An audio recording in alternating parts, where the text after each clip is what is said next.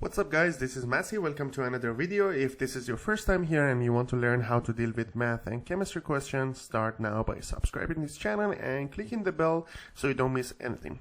This video I want to solve you this question which has two parts. It says how many arrangements are there of 30 students in a classroom with 30 desks. So it's going to be just arrangement, 30 students and 30 desks. It's going to be 30 factorial. That's going to be the answer, 30 factorial. Part B is going to be 17 students in a classroom with 25 desks.